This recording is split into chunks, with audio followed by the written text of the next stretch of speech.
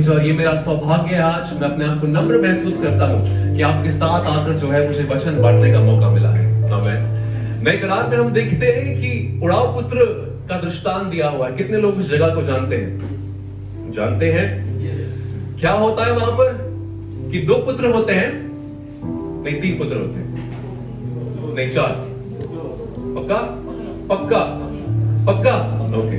तो 2 पुत्र होते हैं और उसमें से एक पुत्र जो है वो क्या कहता है कि मेरा जो कुछ बनता है मेरे हिस्से का मुझे दे दे। और वो पिता क्योंकि इतना प्रेम करता है दे देता है। हालेलुया। और जब उसे मिल जाता है वो जो है दूर देश चला जाता है। वचन इस प्रकार से कहता है कि वो दूर देश जाता है और जो कुछ उसने उसके पिता ने कमाया हुआ है, पिता ने उसके रखा हुआ है, उसका सही इस्तेमाल नहीं करता है, पर उसे गैर चीजों में खत्म कर देता है और सब कुछ खत्म हो जाता है। और इतनी उसकी स्थिति बुरी हो जाती है कि सुअर का खाना खाने पे मजबूर हो जाता है। हमें कितनी बार हमारे साथ ऐसा होता है कि जब हम परमेश्वर से दूर हो जाते हैं, जब हम परमेश्वर की उपस्थिति से दूर निकल जाते हैं, हमारी हालत बदतर हो जाती है। ये मेरी गवाही रही है, मुझे पता नहीं आपकी गवाही रही है या नहीं। और हम आगे देखते हैं किस प्रकार ये बेटा जो है वापस आता है। वचन कहता है कि जब वो अपने आपे में आया, समझ आ गया उसको, उसका विवेक खुल गया और वो सोचता है कि मेरे पिता के घर में सेवक मुझसे अच्छे से रहते हैं, मैं अपने पिता के घर पे वापस चलता हूं। आमीन। और जब वो वापस चलता है तो दूर से उसका पिता उसको देखता है, क्या कहता है कि मेरा पुत्र वापस आ गया है। और बेटा जो तेजी से वापस आता है उससे तेज पिता जो है दौड़ कर जाता है और उस बेटे को जो है क्या करता है, उसे अपना लेता है। आमीन। ये आपकी और मेरी गवाही रही है। ये उड़ाऊ पुत्र और कोई नहीं, ये आप और मैं है आज सुबह के वक्त। हालेलुया। एक समय था जब आप और मैं पाप में दुनिया में थे। एक समय ऐसा था जब हम अंधकार ने हमारी आंखों को मानो बंद कर दिया था। एक समय ऐसा था जब आत्मिक बातें हमको जो है धूल मिट्टी लगती थी, हम खुदा के जो है विरोधी थे। क्या सिर्फ मैंने ही महसूस किया ये सब? यदि आप मुझसे सहमत हैं हाथों को उठाइएगा। यदि आप कुछ रिसीव करते हैं हालेलुया कहिएगा, आमेन कहिएगा। हालेलुया। तो ये आपकी और मेरी गवाही रही है। तो यदि आप यहां पर बैठे हैं, परमेश्वर ने आपको खींचकर यहां पे लाया है, ध्यान दीजिएगा। ठीक है, इट्स नॉट बाय एक्सीडेंट। आप यहां पर ऐसे ही सुबह उठकर नहा कर नहीं आए हैं। हालेलुया। ये स्वर्ग की योजना है कि आप और मैं आज यहां पर उपस्थित हों और वचन को सुने कि परमेश्वर हमसे बेहद प्रेम करते हैं। हालेलुया। ये महीने का शीर्षक जो है मुझे पासवान ने बताया कि आप डिवाइन प्रोविडेंस, दैविक प्रावधान, दैविक पुरौठा के बारे में आप सब सीख रहे हैं। आमीन। और पिछले सप्ताह जब मैं पासवान के वचन को सुन रहा था, आप लोग YouTube पर लाइव भी करते हैं, is this live? Alright, thank you so much. Alright, so मैं जब उसे सुन रहा था तो मैंने देखा कि पासवान ने जो है आपसे नीति वचन से बांटा। नहीं, वचन सही था, नीति वचन 22:4 क्या लिखा हुआ है? That humility and fear of the Lord, नम्रता और परमेश्वर का भय क्या चीज को लाते हैं? Wealth, honour and life. और आपके पासवान ने आपसे बहुत ही सुंदर तरीके से बांटा कि किस प्रकार हमें नम्र होना बहुत ही जरूरी है। आपसे कहा गया किस प्रकार मूसा नम्र था। 40 साल आपको बताया गया किस प्रकार परमेश्वर ने उसे जो है बहुत तराशा, उसे जो है धोया, और जब वो तैयार हो गया उसका इस्तेमाल किया। आमीन। इस्तेमाल होना चाहते हैं परमेश्वर के हाथों से तो नम्र हो जाएं। आमीन। हालेलुया। मेरे साथ खोलें फिलिपियों का किताब, उसका 4वां अध्याय और उसका 19वां वचन। The book of Philippines, chapter 4, verse 19. हम साथ में हैं? हम साथ में हैं? Good. यदि आप पहुंच गए हैं तो मेरे लिए जरूर पढ़िएगा। मेरा परमेश्वर भी अपने उस धर्म के अनुसार जो महिमा सहित मसीह यीशु में है तुम्हारी हर एक घटी को पूरा करेगा। आमीन। हम प्रार्थना करते हैं वचन के लिए। Father we thank you once again. पिता हम आपको धन्यवाद देते हैं वचन के लिए। हमने अपने आप को आपके हाथों में सौंप दिया है ऑलरेडी। हम फिर एक बार अपने आप को नम्र करते हैं, कहते हैं पिता कि हम आपसे सुनना चाहते हैं, हम किसी मनुष्य को सुनना नहीं चाहते हैं परमेश्वर। पिता बोलने वाले को और सुनने वाले को छू लेगा। होने दे परमेश्वर कि हमारा हृदय जो है उपजाऊ जमीन के अनुसार हो, कि हम तेरे वचन को स्वीकार करें और हम परिवर्तित हो जाएं परमेश्वर। हम जैसे सभा खत्म होती है परमेश्वर, हम आपसे भेंट करके लौटना चाहते हैं। We thank you Lord, we thank you. Yeshu के नाम से प्रार्थना करते हैं, amen. In Jesus name we pray, amen. वचन कहता है और मेरा परमेश्वर भी अपने उस धन के अनुसार जो महिमा सहित मसीह यीशु में है तुम्हारी हर एक घटी को पूरा करे। Can you put that in English, NIV? और इंग्लिश में जो है it's just a metaphor of Philippians 4:19 English NIV। तो अलग तरीके से अंग्रेजी में बताया गया है और हम चाहेंगे कि हम अंग्रेजी में उसे पढ़ें। क्या कोई यहां पर अंग्रेजी में पढ़ सकता है मेरे लिए? And my God will meet all your needs according to All right. His riches And my God will meet all your needs. needs. तुम्हारी हर एक जरूरतों को वो पूरा करेगा। समझ गए? आगे बढ़िए। According to the riches According to the riches of His glory of His glory in Christ Jesus. in Christ Jesus. Thank you so much. You can sit down. वचन कहता है कि तुम्हारे सारे जरूरतों को वो पूरा करेगा, तुम्हारे जरूरतों के हिसाब से,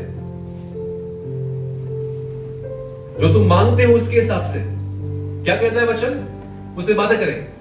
तुम्हारी हर एक जरूरतों को पूरा करेगा, किसके हिसाब से? अकॉर्डिंग टू हिज रिचेस, उसके धन के अनुसार, उसकी इच्छा के अनुसार। दैट इज व्हाई, इसलिए आप और मैं गाते हैं, योग्यता से बढ़ के दिया है अपनी दया से उसने मुझे। मेरे साथ कहें, योग्यता से बढ़ के दिया है अपनी दया से तूने मुझे। और फिर क्या कहता है? मांगने से और फिर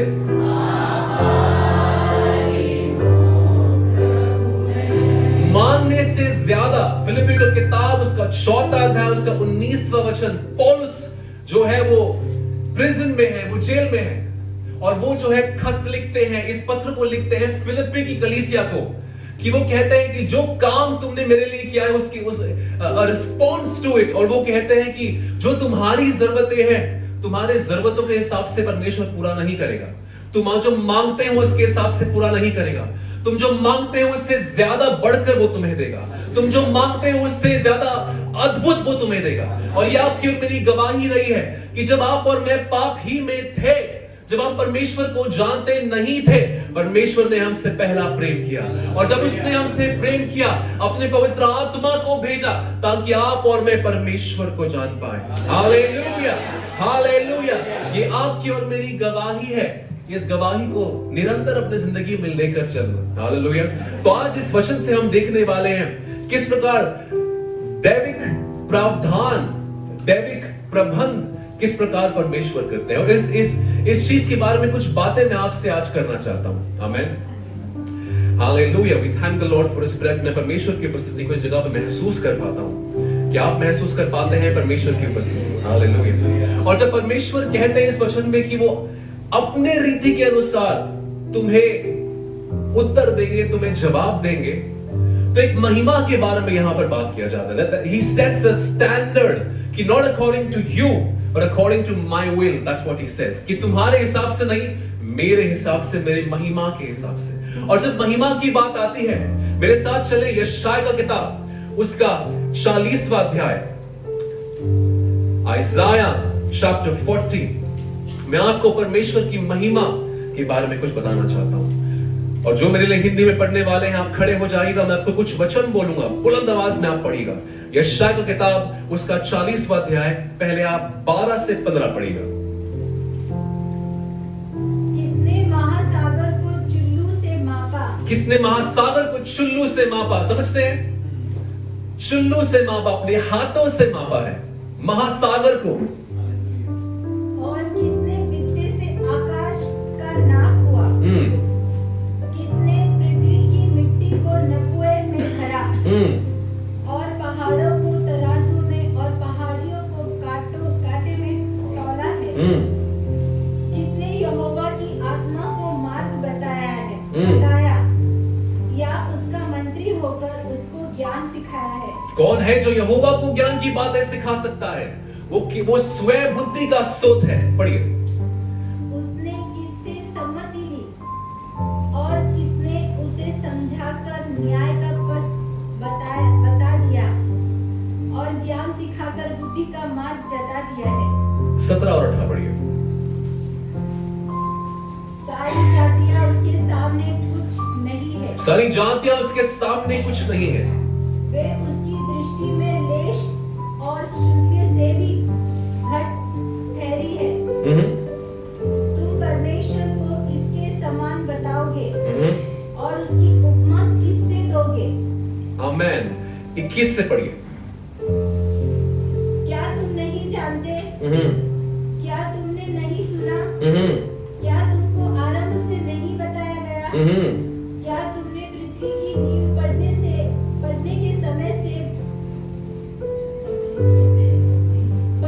के समय ही से विचार नहीं किया? यह वह है जो पृथ्वी के घेरे के ऊपर आकाश मंडल पर विराजमान है और पृथ्वी के रहने वाले टिड्डी के तुल्य है। पृथ्वी के रहने वाले टिड्डी के तुल्य है। आगे पढ़िए। जो आकाश को मलमल के समान फैलाता और ऐसा तान देता है जैसा रहने के लिए तंबू ताना जाता है। जो आकाश को मलमल के समान, and he opens up the sky like a cloth। मलमल ये कपड़ा, आप स्त्रियां वगैरह हम जो घर में हैं काम करते हैं, आप चंद्र को किस प्रकार खोलते हैं? परमेश्वर उस प्रकार आकाश को खोलता है। उस प्रकार आकाश को हमारे रहने के लिए एक तंबू जैसे बनाया हुआ है। वचन इस प्रकार से कहता है। परमेश्वर की महिमा को सुनिएगा। आगे बढ़िए। जो बड़े बड़े हाकिमों को तुच्छ कर देता है हालेलुया, और पृथ्वी के अधिकारियों को शून्य के समान कर देता है। हालेलुया। वे रोपे ही जाते, वे बोए ही जाते। 25 पढ़िए। इसलिए तुम मुझे किसके समान बताओगे कि मैं उसके तुल्य ठहरूं? उस पवित्र का यही वचन है। Amen. Thank you so much. बैठ जाएंगे। हालेलुया। ये ऐसा परमेश्वर है जो स्वर्गों में विराजमान है। ये ऐसा परमेश्वर है, he is not bound by time. आप और मैं समय से जो है हम सीमित हैं। आप we are bound by matter. हम जो है एक समय पे एक ही जगह पर हो सकते हैं। We are bound by matter. और परमेश्वर सारी बातों के ऊपर है। इस प्रकार की परमेश्वर की बातों में बारे में हम वर्णन कर रहे हैं आज। तो जब पौलुस कहता है कि वो अपने हिसाब से अपने धन के अनुसार तुम्हें जो है उत्तर देगा, ध्यान दीजिए किस परमेश्वर से आप प्रार्थना कर रहे हैं। यदि आप एक मांगे अपने प्रेम से, वो आपको 2 देते हैं। यदि आप इतना सा मांगे, वो आपको इतना देते हैं। यदि आपने उद्धार मांगा, उसने अपनी जान को आपको दे दिया। हालेलुया। तो अगली बार जब आप प्रार्थना करें परमेश्वर से, ध्यान दीजिएगा दैट डिवाइन प्रोविडेंस, जो दैविक प्रबंध जिसके बारे में हम बात कर रहे हैं, वो बहुत ही अद्भुत है। आमेन। और सीमित सोच से आप और मैं समझ नहीं पाएंगे इसे। जरूरी है कि पवित्र आत्मा आपको और मुझे सहायता करे। आमेन। और आज 3 चीजें हैं जो मैं आपके सामने बांटना चाहता हूं दैविक प्रबंध के बारे में। आमेन। मेरे साथ खोलें, हम पुराने नियम में जाएंगे। पहला सैमुएल का किताब, उसका 17वां अध्याय। The book of 1 Samuel, chapter 17, उसका 4 से 8 मेरे लिए कोई जल्द से पढ़े। तब फलिश्तियों की छावनी में से गोलियत नामक एक वीर निकला, जो गत नगर का था, और उसकी लंबाई 6 हाथ 1 बित्ता थी। ये हो गया तकरीबन 9 फीट 9 इंच। ओके। उसके सिर पर पित्तल का टोप था और वह एक पत्थर का झिलम पहने हुए था, जिसका तौल 5000 शेकेल पित्तल का था। तकरीबन 60 किलो हो गया, 58 किलोस जो झिलम उसने पहनी है। यदि हम इसे अपने किलो में इसका अनुवाद करें, 58 किलोस। Alright, go ahead. 4 से 8। उसकी टांगों पर पीतल के कवच थे और उसके कंधों के बीच बर्छी बंधी थी। उसके भाले की छड़ झुलाहे के डोंगी के समान थे और उस भाले का फल 600 शेकेल लोहे का था और बड़ी ढाल लिए हुए एक जन उसके आगे आगे चलता था। वह खड़ा होकर इस्राएली पातियों को ललकार के बोला, तुमने यहाँ आकर लड़ाई के लिए क्यों पाती बांधी है? ठीक है बहन, थैंक यू सो मच। बैठ जाइएगा। हम सब इस दृष्टांत को जानते हैं। पुराने नियम में one of the mightiest battle, सबसे अद्भुत युद्धों में से एक, दाऊद और एलियाब, अबीनादाब, गोलियात। आमेन। दाऊद और गोलियात हम ध्यान दे रहे हैं। Very nice. और हम सब इस कहानी को जानते हैं 17वें अध्याय में जिस प्रकार से यहां पर लड़ाई होती है। पर मैं आपको थोड़ा सा इसकी हिस्ट्री में ले जाना चाहता हूं, थोड़ा सा पीछे ले जाना चाहता हूं, थोड़ा बैकग्राउंड दे दूं आपको। तकरीबन 10 से 15 चैप्टर पहले इजराइली और फिलिस्तीन लोग जो है जंग करने के लिए आते हैं। और इस बार जब वो जंग करते हैं, फिलिस्तीनी लोग जो है वो जीत जाते हैं। आप इसको 3 या 4 अध्याय में पढ़ सकते हैं घर पर जाके। और जब वो जीत जाते हैं, वाचा का संदूक को वो चुरा ले जाते हैं। आप जानते हैं वाचा के संदूक को? ये वाचा का संदूक जो है इजराइलियों के लिए एक आशा थी। जब भी वे लड़ाई के लिए आगे चलते, जब भी वे युद्ध के लिए आगे चलते, वे जो है लोगों को बोलते कि वाचा के संदूक को आगे रखो और हम आगे पीछे पीछे चलते जाएंगे। सो उनका आशा वाचा के संदूक में था। जब भी वो वाचा के संदूक को देखते तो परमेश्वर की अद्भुत योजना को वो याद करते कि परमेश्वर ने हमसे कहा था कि ये सारी बातें होने को है। तो जब भी वो उसे देखते तो उन्हें परमेश्वर की बातें याद आती, परमेश्वर याद आते। और अब शत्रु जो है इजराइल का चुरा ले जाता है उसे। आपके साथ हुआ है कि जो बातों पर आपने अपने जिंदगी में आशा रखी थी, जिन बातों पे आप अपेक्षा रख रहे थे, शत्रु उसे चोरी कर ले जाता है। और हम देखते हैं इस प्रकार 17वें अध्याय में 16 से यदि हम देखें तो परमेश्वर ने जो है राजा शाऊल को जो है he said no, ये मेरा जो है सेवक नहीं बन सकता, ये इजराइल का राजा नहीं बनेगा। तो परमेश्वर जो है सैमुएल से कहते हैं कि बेथलेहेम को उठ और जा, मैं तुझे बताऊंगा दूसरा राजा कौन होने वाला है। और जब वो जेसी के घर में आता है, जो दाऊद के पिता होते हैं, घर में आता है, और सैमुएल जो है जेसी से कहता है कि तुम्हारे सारे पुत्र को जो है मेरे सामने से ले आओ, मैं जो है अभिषेक करना चाहता हूं उसके हृदय में। और जेसी जो है सबसे पहले अपने पहलौटे को भेजता है। ऐसा ही होता है ना कि यदि आप पिता माता है, अपने पहले बच्चे को आगे भेजेंगे, भैया ये सबसे अच्छा है, सबसे जिम्मेदार है, मेरे बाद यदि कोई बोझ उठाता है तो यही है, ये लड़का ही है, ये लड़की ही है, मतलब मैं घर में नहीं हूं तो ये संभाल लेगा।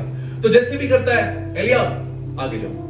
पर सैमुएल कहता है कि नहीं, सैमुएल अपने हृदय में सोचता है कि हाँ शायद परमेश्वर ने इसी को चुना है। वचन हमें बताता है कि परमेश्वर उससे कहते हैं भैया रुक जा।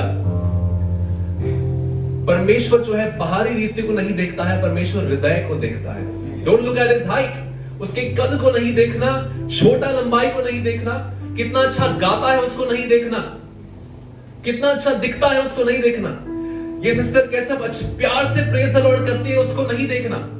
परमेश्वर कहता है मैं हृदय को देखता हूं। आज क्या हमारा हृदय परमेश्वर की ओर सही है कलीसिया? Do we love him? क्या हम परमेश्वर से बेहद प्रेम करते हैं? आज परमेश्वर हमारे हृदय को देख रहा है। आमीन। और फिर वो अबीनादाब को आगे भेजता है, उसका दूसरा पुत्र। फिर वो शमा को आगे भेजता है, उसका तीसरा पुत्र। और 7 पुत्र को जो है वो आगे भेजता है। सैमुएल कहता है कि इसमें से कोई भी नहीं है, क्या तुम्हारा और कोई पुत्र है? तो जैसे कहता है हाँ है एक, वो भेड़ को वहां पर चला रहा होगा। सैमुएल कहता है उसे बुला लाओ, जब तक वो नहीं आएगा हम बैठेंगे नहीं। शायद आज लोगों ने आपको जो है मायने नहीं दिया है, लोग शायद आज आपको तुच्छ जानते हैं, लोगों ने आपको शायद धिक्कार दिया है, आपको नकार दिया है, पर मैं आपसे कहने आया हूं परमेश्वर आपको देखते हैं, क्योंकि आपका हृदय खरा है परमेश्वर के सामने। शायद आप दुनिया के लिए जो है क्लाउन होंगे, दुनिया के लिए आप मूर्ख होंगे। Maybe the world is clowning you, but the Lord will crown you. Amen. पर दुनिया आपको कहती है कि आप जोकर हैं, परमेश्वर कहते हैं कि तू मेरा पुत्र है। आमेन। और दाऊद आता है, खेलते खेलते आता है, और वचन कहता है कि he was glowing with health, बहुत ही अच्छा दिख रहा था, लाली झलक रही थी उसके चेहरे से, बहुत ही सुंदर दिख रहा था। और परमेश्वर सामुएल से कहते हैं कि यही है वो, उठ और इसे अभिषेक कर। आमेन। इसका अभिषेक होता है। और थोड़ा सा फास्ट फॉरवर्ड करते हैं हम, ध्यान दीजिएगा, पहले क्या हुआ था? वाचा का संदूक चुरा लिया गया था। अब बहुत चैप्टर्स बीत चुके हैं, साल बीत चुके हैं, महीने बीत चुके हैं, उनकी आशा अब तक उनके पास नहीं आई है। हर बार जब युद्ध होता है तो उन्हें याद होता है हमारे वाचा का संदूक हमारे पास नहीं है, क्या हम जीतेंगे या हम हारेंगे? हालेलुया। और 17वें अध्याय में हम देखते हैं किस प्रकार वापस इजरायली और फिलिस्तीनी लोग जो है मुखामुख आते हैं, लड़ाई करने के लिए आते हैं। आमीन। और इस बार जब वो लड़ाई करने के लिए आते हैं, जैसे क्या कहता है दाऊद, थोड़ा खाने का सामान ले ले, युद्ध में जा और अपने भाई को थोड़ा खाना पिला, थोड़ा उनको देख कैसा है और मुझे बता कि वो कैसे कर रहे हैं। बराबर है, मेरे वचन में यही लिखा हुआ है, आपके भी? गुड। तो दाऊद जो है सब सामान जो है गधे पर डालते हैं और ये चलते हैं। जब उस लड़ाई की जगह पर वो पहुंचते हैं, दाऊद जो है ये सारी चीजों को किसी के हाथ में सौंपता है और दौड़ कर जाता है अपने भाई को पूछने के लिए। और जब वो जाता है, गोलियात ऑलरेडी ललकार रहा है कि क्या कोई इज़राइल में है जो मुझसे लड़ सकता है? क्या कोई है जो मेरे सामने खड़ा हो सकता है? बहुत ही बार शत्रु आपके और मेरे जिंदगी में आता है और कहता है कि क्या तुम खड़े हो सकते हो? क्या तुम्हें याद है 4 महीने पहले मैंने तुम्हारे साथ ये किया था, अगर अब खड़े होगे तो वापस करूंगा। कितनी बार शत्रु हमसे आकर ये कहता है। I am going to preach hope in your life, how God is going to provide in Jesus name. Amen. और हम देखते हैं अभिषिक्त दाऊद पिक्चर में आता है और सुनता है कि क्या कह रहा है, ये ऐसे कैसे कह सकता है, ये इज़राइल के जीवते परमेश्वर के नाम के ऊपर कैसे ठट्टा उड़ा सकता है। और जैसे ये सुनता है, वो कहता है, वहां पे सेना के लोग जो है वो कहते हैं कि जो इस गोलियत को मार देगा, राजा जो है उससे टैक्स नहीं लेगा, राजा जो है अपनी बेटी का शादी करवाएगा और राजा जो है बहुत बहुत अच्छा काम करेगा। और दाऊद कहता है, यदि हम थोड़ा सा फास्ट फॉरवर्ड आगे करें, वो कहता है कि मैंने भालू को मारा है, मैंने शेर को भी मारा है, आज इसको मारूंगा। मेरे साथ बोलिए, आज उसको मारूंगा, आज शत्रु को मारूंगा, आज शत्रु को मारूंगा। पहली चीज जो मैं आपसे कहना चाहता हूं वो ये है कि जब भी शत्रु जो है आपके सम्मुख आता है, वो आपकी पुराने निर्बलताओं को, पुराने निराशाओं को आपको याद दिलाता है, उन पापों को वो याद दिलाता है जिनको आप ओवरकम करने का प्रयास कर रहे हैं, उन दर्द को वो आपको याद दिलाता है जिससे आप रिसेंटली गुजरे हैं, उन चीजों को वो आपको याद दिलाता है, आपको वो रुलाता है और आपसे कहता है कि तुम इससे बढ़ नहीं पाओगे। हालेलुया।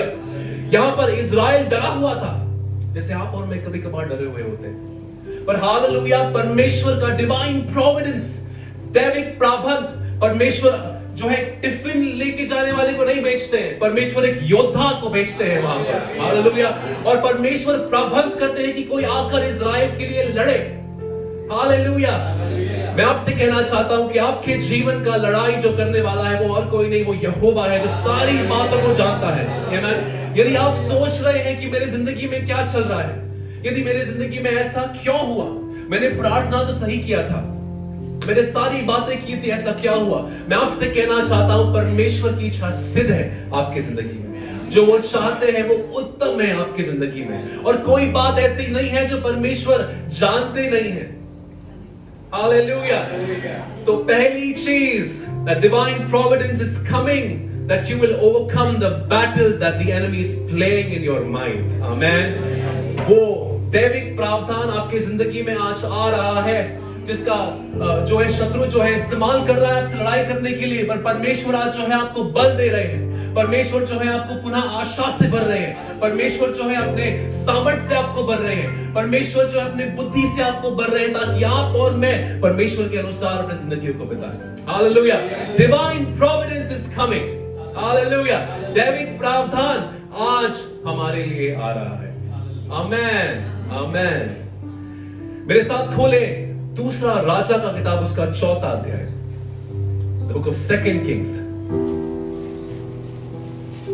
विश्वास आ रहा है कलीसिया, सामर्थ आ रहा है कलीसिया।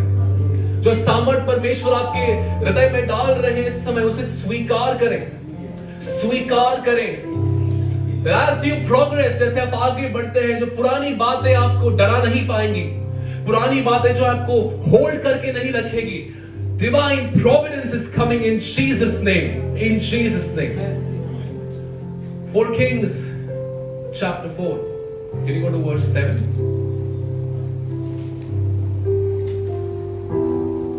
Verse 7.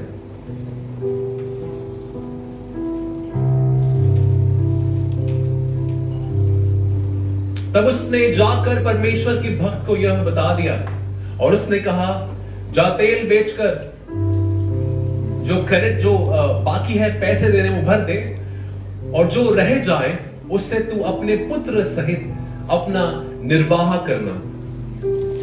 यहां पर जो है ये कहानी इस प्रकार से है कि परमेश्वर के सेवकों में से एक सेवक की जो है वो परमेश्वर में सो जाता है और उसकी पत्नी और बच्चे जो है रह जाते हैं।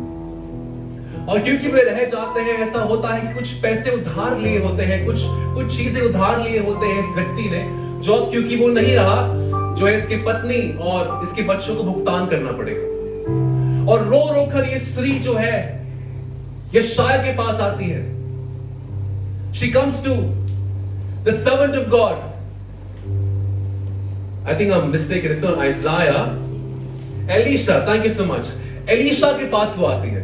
आमेन। क्या कहती है कि तुम्हारे साथ जो काम करता था वो जो है परमेश्वर में सो गया है, और अब जो है जो लेने वाले हैं वो मेरे घर में आ गए, मेरे बच्चों को ले जाना चाहते हैं। ये स्त्री के लिए इसके बच्चों की मान्यता क्या थी? ये स्त्री का भविष्य, ये स्त्री की आशाएं, जितना समय इस स्त्री ने अपने बच्चों पर डाला, शत्रु जो है भविष्य को छीनने के लिए आया। शत्रु जो है भविष्य को छीनने के लिए आया। पर हम देखते हैं किस प्रकार जब परमेश्वर का जन उनसे कहता है कि तुम्हारे घर में क्या है, वो कहती है मेरे पास कुछ नहीं है, पर थोड़ा सा तेल बचा हुआ है। वो कहती है बर्तन को जमा कर और अपने घर में जा, दरवाजे बंद कर, and pour it out. वो तेल को उंडेल, और जब तक ना बर्तन खत्म हो उसे उंडेलते रहे। मैं दूसरी बात आपको बताना चाहता हूं कि divine providence comes to those who obey. दैविक प्रबंध उनके लिए आता है जो आज्ञा मानने के लिए तैयार है।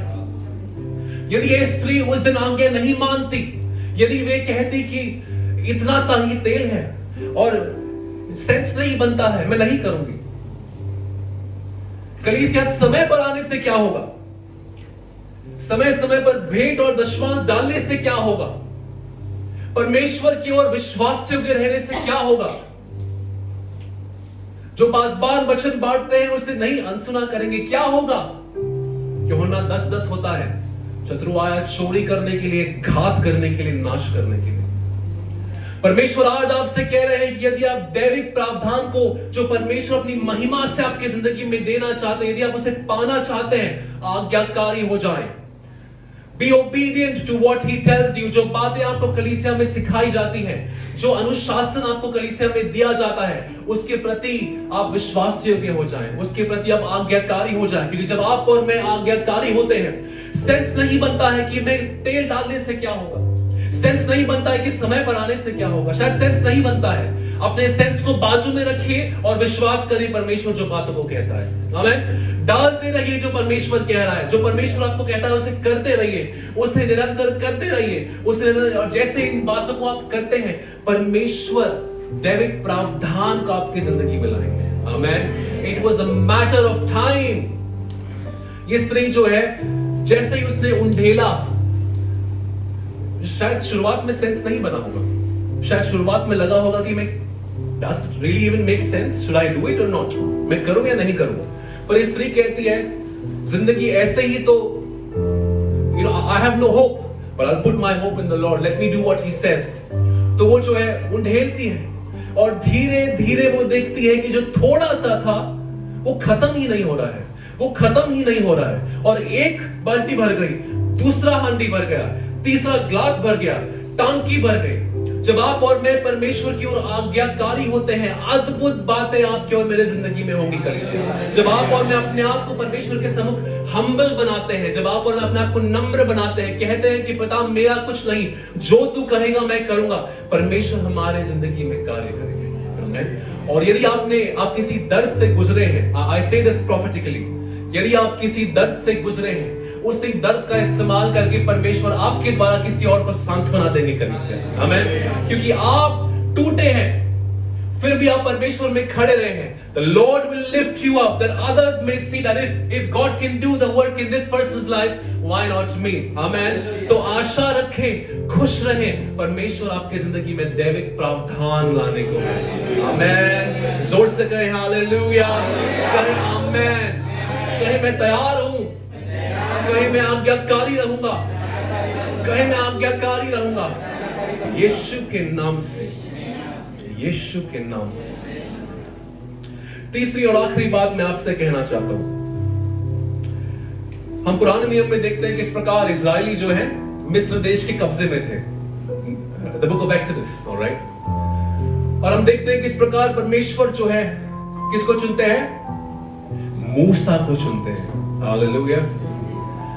और जब मूसा का जन्म होता है, उस समय के राजा जो है वो कहते हैं कि जो भी पहलौठा है उसे खत्म कर दो, मुझे मेरे विरोध में कोई राइवलरी नहीं चाहिए। I am the king, I will remain the king.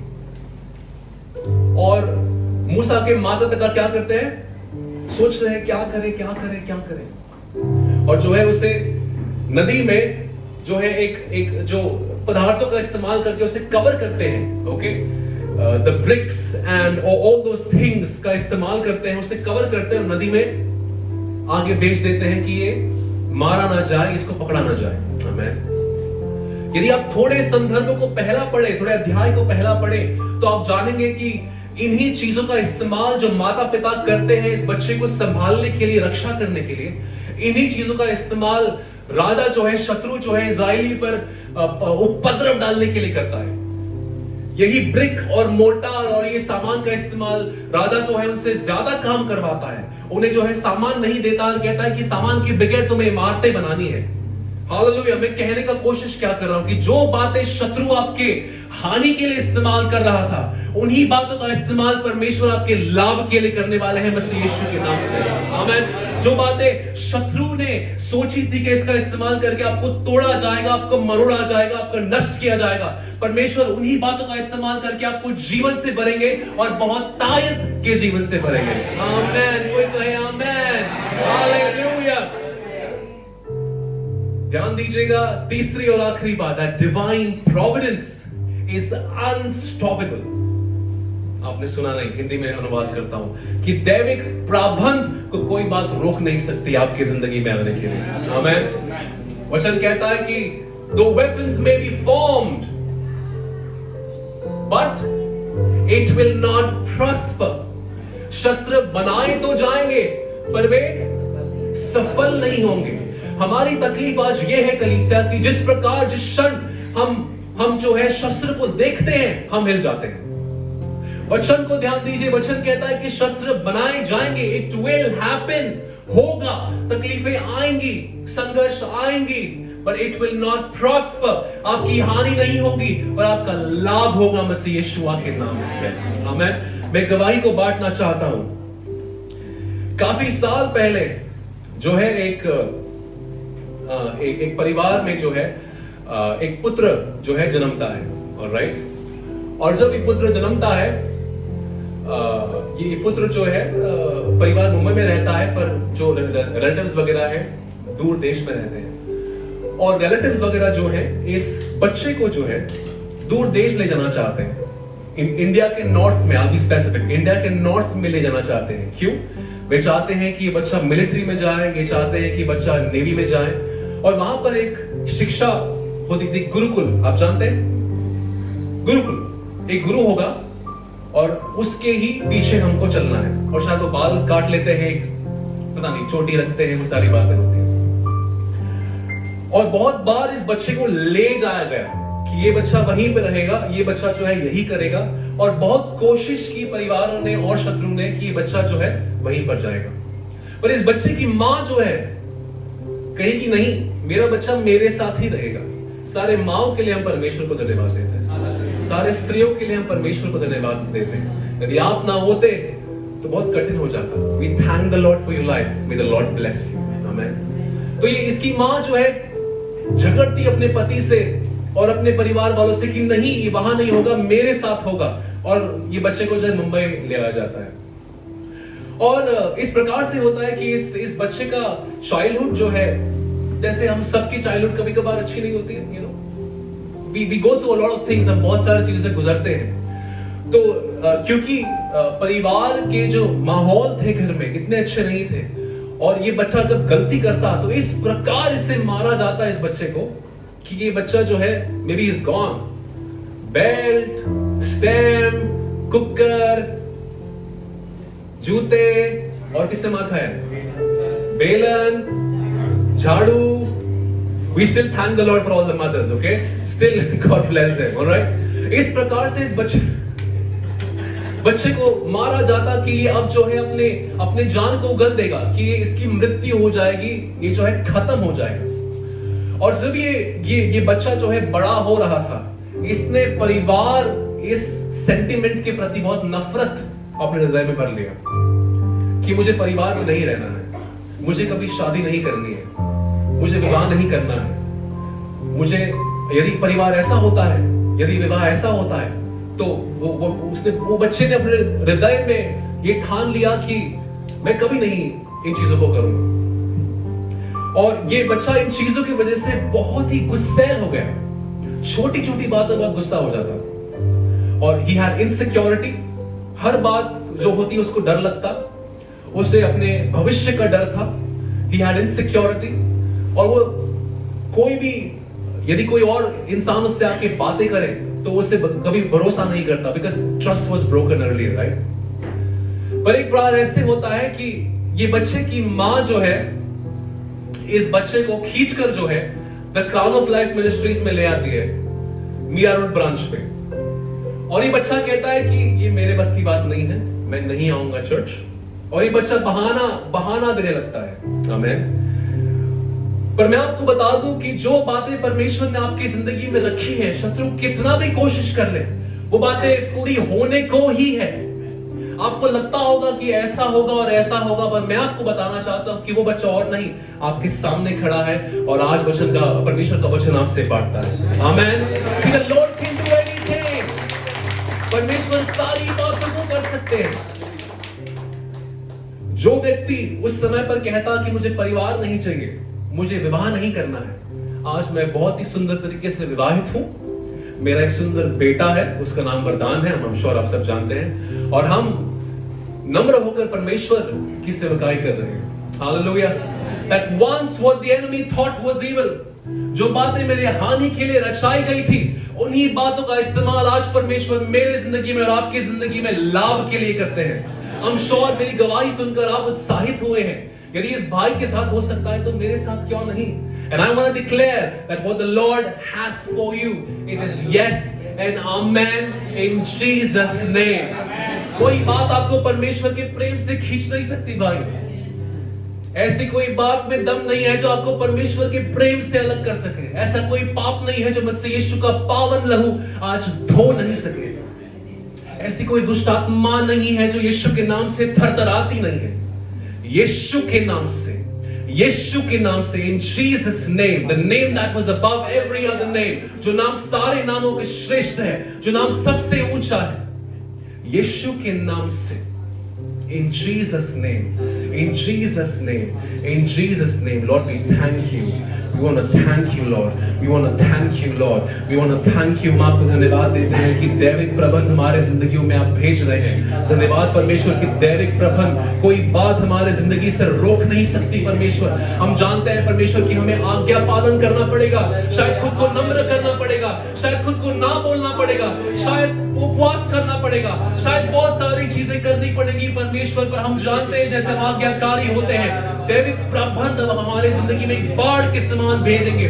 यीशु के नाम से आए हम सब खड़े हो जाते हैं अपने पैरों पर. आए हम सब खड़े हो जाते हैं, अपने आप को परमेश्वर के हाथों में सौंपेंगे. Come on, lift your hands. अपने आप को परमेश्वर के हाथों में सौंपें. इस समय को ले और आप प्रार्थना करें. जो वचन को आपने सुना